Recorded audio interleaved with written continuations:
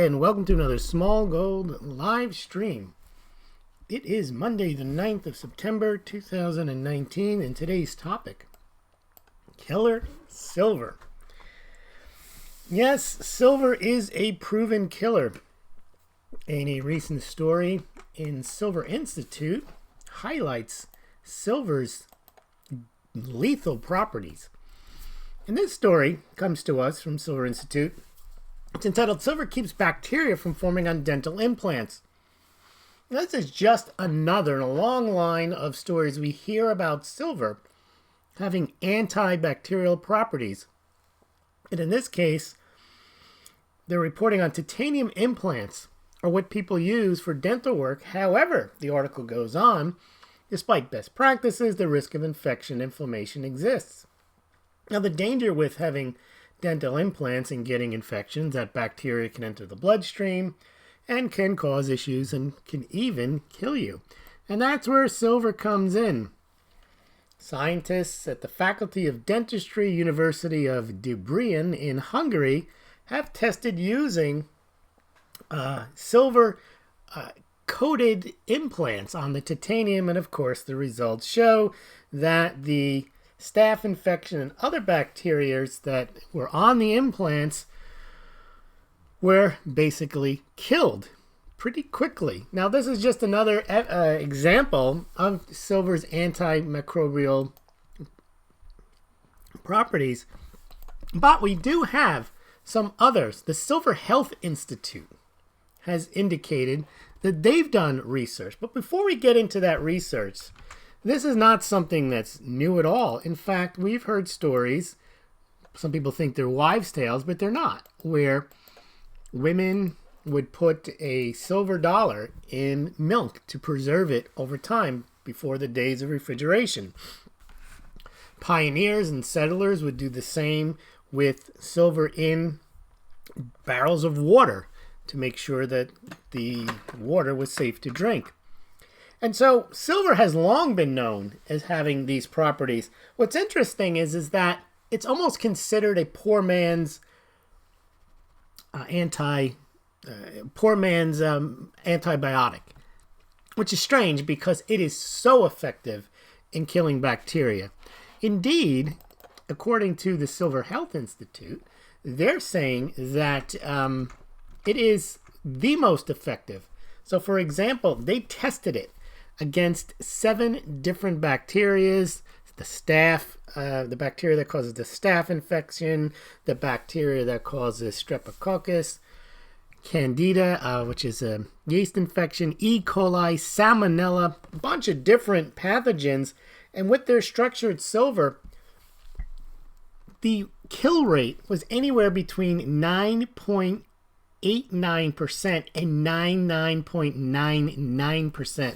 Salmonella and streptococcus were destroyed 99.99% of the time and within 5 minutes.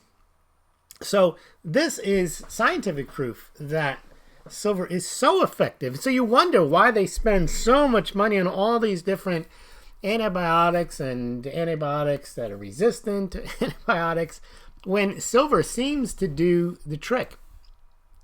Now, this is not medical advice or investment advice, but there are plenty of uses for silver in this particular field. However, it doesn't mean that this is a great area of demand for silver, except perhaps in one particular area. Because when you coat something with silver or nanoparticles, you're not using a lot of silver. So anyone who tells you they are finding more uses for it every day, and they mention these antimicrobial properties, antibacterial properties, you can put it inside of yoga pants and so on, you're not using a lot of silver. But there is one area where I'm surprised that the health conscious haven't picked up on it. Now, we talked the other day about silver demand in India. And we noted that their particular silver demand is unique compared to other countries. We noted that American silver demand is largely, the non-industrial demand is investment demand, buying coins and bars. We noted that Americans buy more volume of coins and silver bars than the Chinese do. But we noted that the Indians really are not big on purchasing silver coins. What they are big on or buying is jewelry. But they're also big on buying silverware. In fact, they account for more than half the silverware sold in the world. They actually buy it like it's a thing. They buy it as something that if you have some extra money, that a middle-class Indian household will have a silverware set. That used to be the case in the United States. It is no longer. But what's interesting about the silver, and I'm surprised that it hasn't been picked up more in the United States, is that simply using silverware, many believe, because obviously the food touches the silverware goes in your mouth, that the concept of a silver spoon in your mouth is what protected many of the more wealthy people during the plagues, because they had silver and those bacteria were killed. So the demand for silverware is real. When I say real, I mean it's a big number. It's not a huge number, but it's a growing number. Let me give you some of the silverware numbers. And in 2009, according to the Silver Institute, 53 million ounces went into the creation of silverware. By 2018, that number had grown to 61.1 million. Now, I can attribute that to a rising Indian middle class and a penchant for buying silverware. But this, again, is not a global trend. This is just on the basis of Indians buying it. Now, it rivals almost solar power demand. Solar power for solar panels, silver required was 80 million ounces in 2018. It was 61 million for silverware. Now, here's the difference and why I believe that silverware can actually be a growth driver of silver demand more than solar panels. Well, you say, well, solar panels are going to grow 100%, 200%, 300% over the next 10 years with all these Green New Deals or watered down versions of Green New Deals or just countries putting together solar programs. That's all true.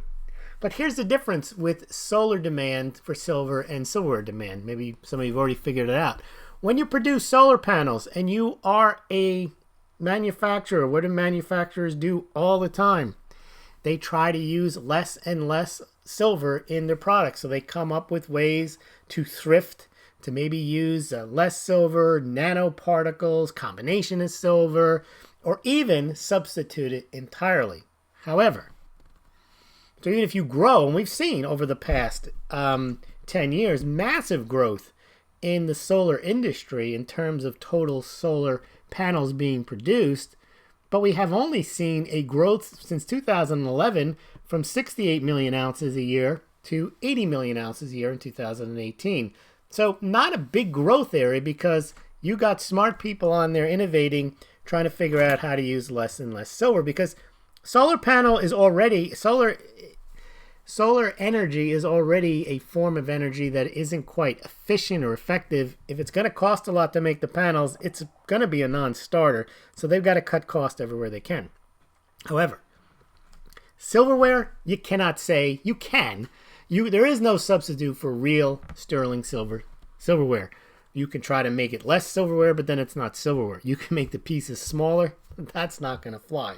So if there was actually demand for households, and there's a far greater likelihood, I'm not predicting it'll happen, that people will buy silverware sets than they will to go out and you convince them there's a collapse coming and they got to go stack silver.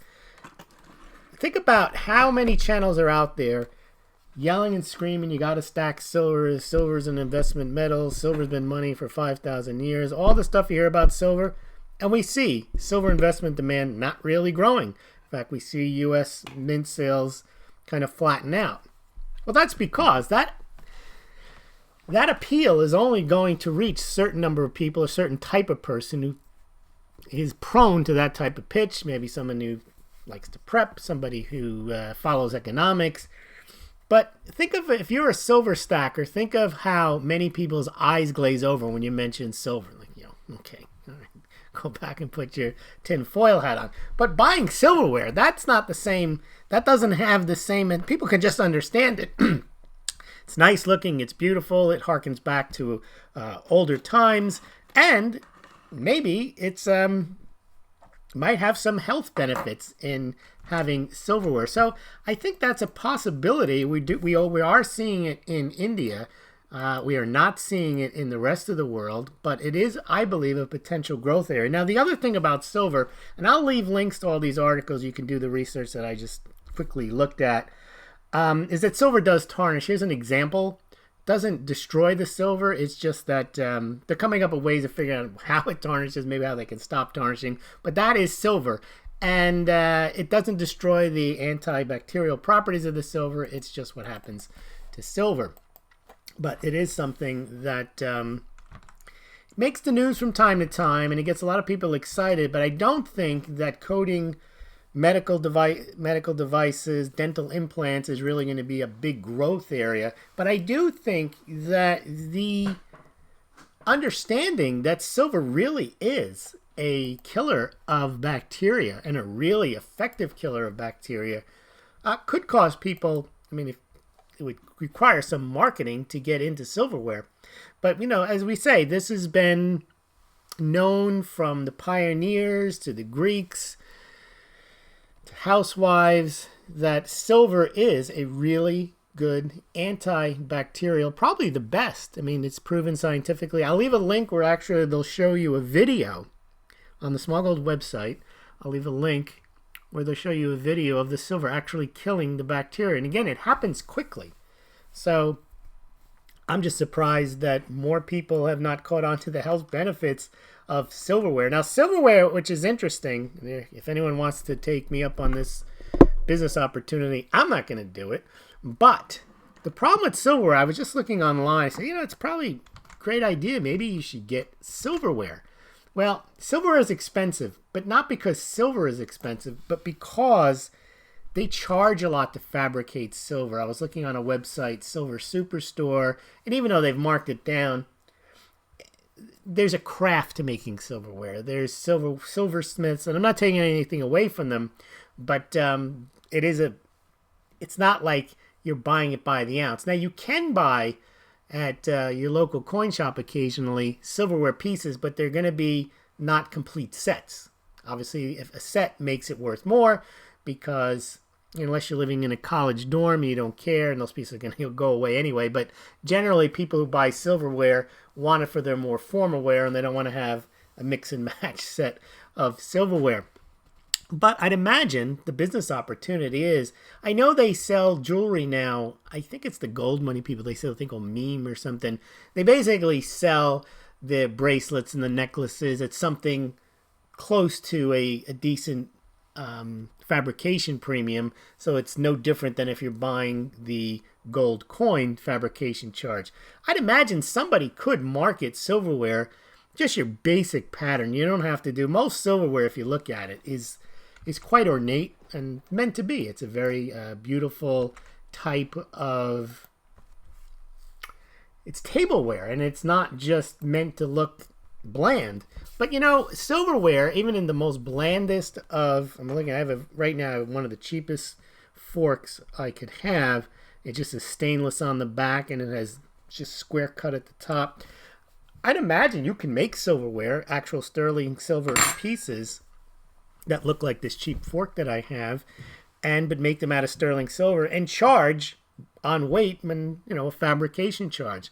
Now, obviously, you would not invest in that unless you knew you can actually sell those, because otherwise you're stuck with a bunch of forks that might cost more per ounce than if you just bought coins, but then you'd have to melt them down. But I would imagine that could be a decent opportunity if properly marketed. You can sell like they sell the jewelry at a reasonable price over the price of gold.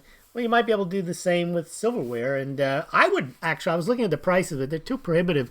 If you get a 4-piece set, it's going to cost you $400, $500, $600. And that's basically just 16 pieces. You get 4 forks, 4 knives, 4 spoons. I forgot what else you get. But that's expensive. And it's far more than the value of the silver. But imagine if you could produce that silver at a couple of dollars over spot, you might sell a lot of sets. In fact, you might sell, and what are you going to do with a coin? You stack it or you look at it. Why do you want 20 of the same coin? What are you going to do with them? But if you had 20 forks, you could use the forks. And maybe it costs more than the stainless, but now you have an investment. Just an idea. I'm not going to do it. If someone wants to do the business, let me know how it goes. But I'm kind of astonished because when I grew up, a long time ago, my parents had a silverware set. It was common. You gave them when you got married, and then I think they sold it during the Hunts brothers. Went to $50 an ounce. All of a sudden, they had a few $1,000s. Back then, it was a lot of money. And they had what they had was the full set. They had the big tray, and then there was some kind of big coffee thing in the middle of it. I remember I used to shine it up for like Thanksgiving when the relatives came over, and it had tarnished. It was put away for a year. And if you're going to use a silverware set not every day, you're just going to store it like that, then it's not really worth much.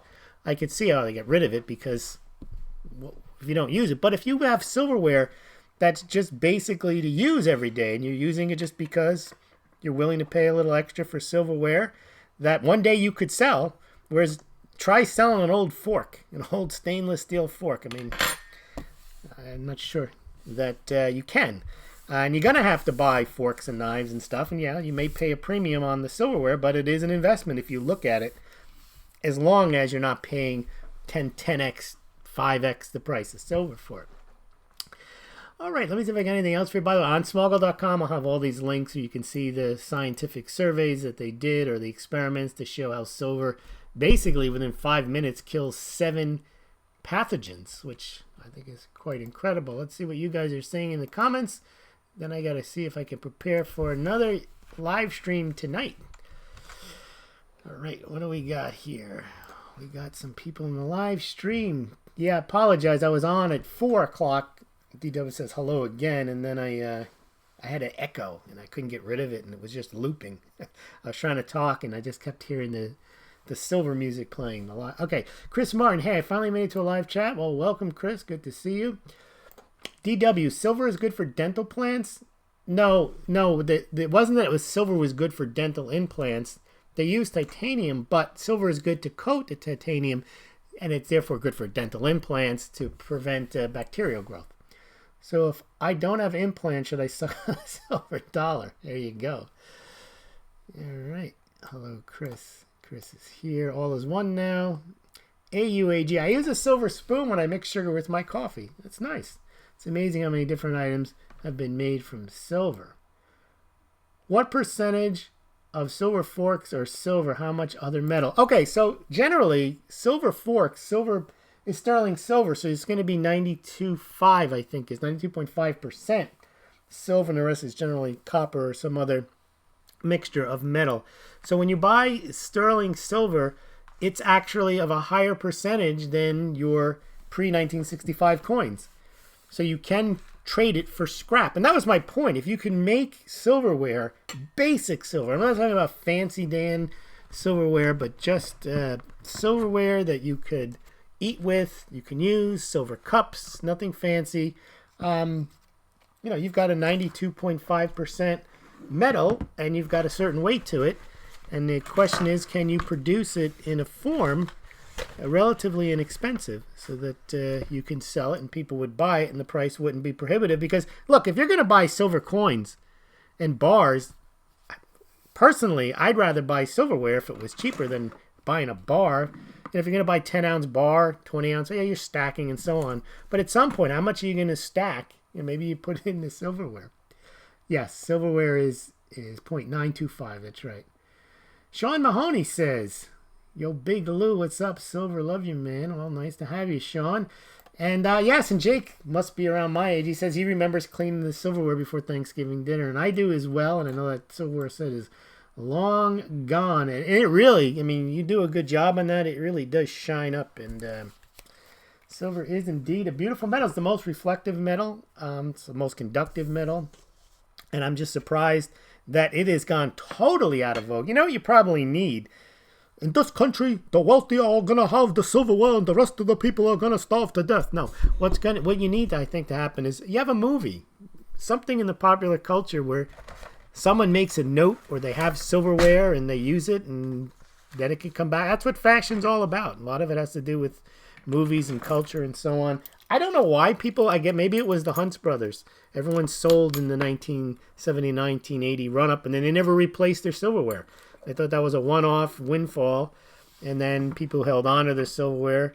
Then the price fell, and eventually they threw in a towel and got rid of it. I've seen so many estate sales, they just get rid of their silverware. It's like old furniture. No one wants it. No one uses it. And why would you, for utility, why would you pay more for a fork than you have to? I understand that. But if you're going to save in silver, then it's not bad to have something you're saving in that also has utility. And if you can get it, and this is my business idea, if you can get the silver forks for a price close to spot, reasonably close to spot, then people might buy it. I don't know. All right. DW says 27 watching, only 7 thumbs up. I'll go one step further. 27 watching and no new patrons. How about that? We need new patrons. We need more people watching. We need more people subscribing. But I do appreciate that. All right. The volume of storing silver versus gold is only about 2-to-1, says AUAG. That's an interesting fact. All is one now. I'm going to have my silversmith make me a silver spork. Thanks for the idea. But that's going to be expensive because when you get somebody to make you something, it's custom made. That's why, I wanted to sell the Smaulgld rounds. I know a lot of people said they would buy Smaulgld rounds. I'm sure they would buy cups and stuff, but that'd be very expensive for me to create a cup or a spoon or something like that. It probably cost $20 over spot price. You'd be paying $50 for a fork or $50 for a coin, and it's just not worth it. But if you can manufacture these things on a wide scale, I think it's a good idea. It's my idea, so it's a good idea. Sean says, I believe the powers that be have conspired to keep PMs cheap and off the radar of the average folk. Yeah, but you see, that is an opportunity. Instead of buying a bunch of bars and rounds and coins, if you could buy silverware, at least you could say to yourself, I gotta have a fork. Everybody's got a fork and a spoon, and if it's antibacterial and maybe you forget to clean it properly, you're going to be in less chance of getting an infection from that because it'll probably be killed on the silver item, the silver flatware. All right. I believe they don't want us to have an alternative means of exchange and they get to buy up cheap. Yeah, but you get to buy up cheap. So I think that silver is, they say silver is rarer than gold and all that nonsense. Well, silver is actually more useful than gold at the current price, right? I mean, at the current price of silver, you can actually eat off it. You're not going to go out and make a gold bowl. I mean, you could. It's going to cost you $10,000, $20,000. It's not practicable. I mean, gold is very useful. In fact, gold can be hammered into very small amounts. It's got great properties, but it's just too expensive. Silver at these prices, a day-to-day person, I mean, if you can make me a fork and it's less than an ounce, I'll pay $20 for a fork because now I have a fork and I've got, I'm storing value while I'm eating. I love the idea. The problem is silver is too expensive. All right. DW says, yeah, where Smaulgld equals where's your silver mugs? I'd love to have a silver mug. I'd love to, but the price you'd have to pay to make a silver mug would cost you a couple $100, I'm sure. But for an ounce or 2 or 3 of silver, I don't know how much is in a mug, but you'd have to get a small mug. But if you knew that you were buying, let's say, 3 or 4 ounces of silver, and let's say there was $60 worth of silver, I would pay $80 for a silver mug, but I wouldn't pay $200 for a silver mug. If I was going to buy 3 ounces of silver, and you said, well, for a little extra money, we can make a mug out of it for you, or give you 2 forks or 3 knives or something, I definitely would take it. Albert S., good to see you. China is buying silver via India. Well, China actually, I don't know why they would buy silver from India, because India does have silver mines. And India does import a lot of silver. But if you look at, Albert, the import-export of silver into China, they actually export more silver than they import. They're the number 3 silver producer, China. And they do not keep the same tight lid on their silver the way that they do on their gold. I mean, no gold leaves China, and gold only goes in, and they produce the world's largest amount of gold. But silver, not silver. Yeah, silver. They're willing to part with it. So yeah, they may. I'm sure when they import export, it's on a net basis, but they probably do get some silver from India, but they don't need to get silver from India because they produce like 130 million ounces themselves, and they do export a good decent amount of that.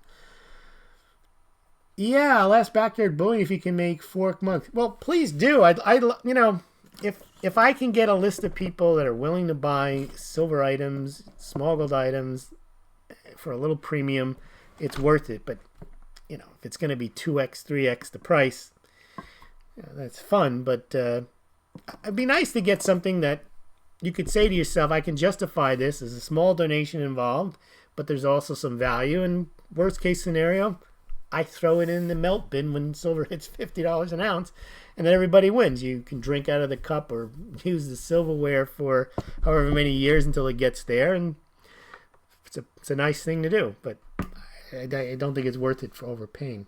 Sporks too, please. Yeah. Yep.